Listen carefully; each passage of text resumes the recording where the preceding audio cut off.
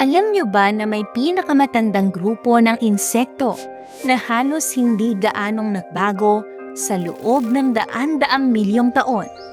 Kaya tinatawag silang living fossils. Sa episode na ito ay pag-uusapan natin ang nakatagong kaalaman at natatanging kagandahan ng isang nilalang. Halika at ating tuklasin. Ang mga dragonflies ay isang uri ng insekto na kabilang sa order na Odonata.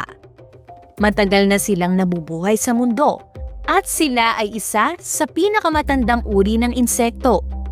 Nag-e-exist na sila mula pa sa panahon ng mga dinosaurs. Humigit kumulang 300 milyong taon na ang nakalipas. Alam nyo rin ba na mayroong sinaunang giant dragonfly na umaabot ang wingspan hanggang 70 centimeters. Isa ito sa pinakamalaking lumilipad na insekto sa kasaysayan, ang Meganeura. Lumitaw ang mga dragonflies noong panahon ng Carboniferous period.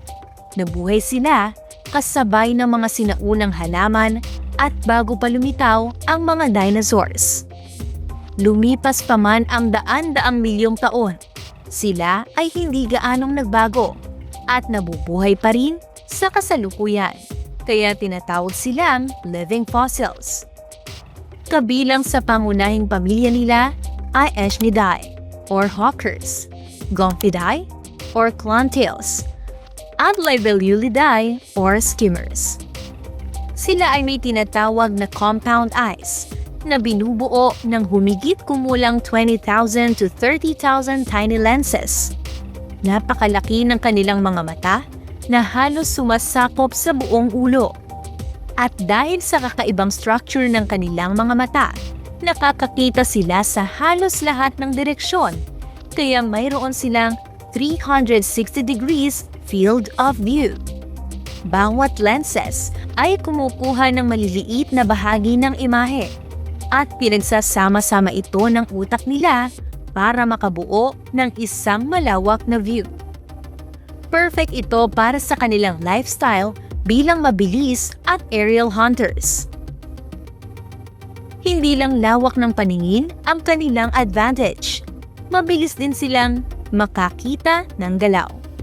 Kaya mahusay silang manghuli ng prey habang lumilipad. Bihira lang silang maging biktima ng predators. Iba-iba ang kulay ng dragonflies dahil sa genes, light, age, gender, and environment. Lahat ng ito ay may purpose para sa survival at reproduction nila.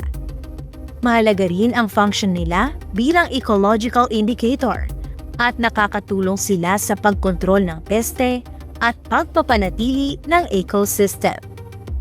Sensitibo sila sa ultraviolet light, kaya mas detailed ang mundo para sa kanila. Kaya naman naging inspirasyon ito ng science and technology through biomimicry, ang paggaya ng disenyo ng kalikasan upang matugunan ang technical problems na hinaharap ng mundo.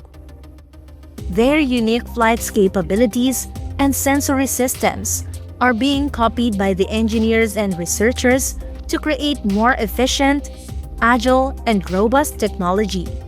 Nakamamangha, hindi ba? Isa itong patunay na kahit lumipas man ang maraming taon, mayroong mga kaalaman na hindi naaabot ng simpleng pag-iisip lamang ng tao. Dahil sa agham na naging instrumento, ay nasihit natin at natuklasan ang kamangha-manghang likha ng may lalang. Kahit paman, daan-daang milyong taon na ang nakalipas. Ito ang lalim at kagandahan ng kanyang wonders of creation.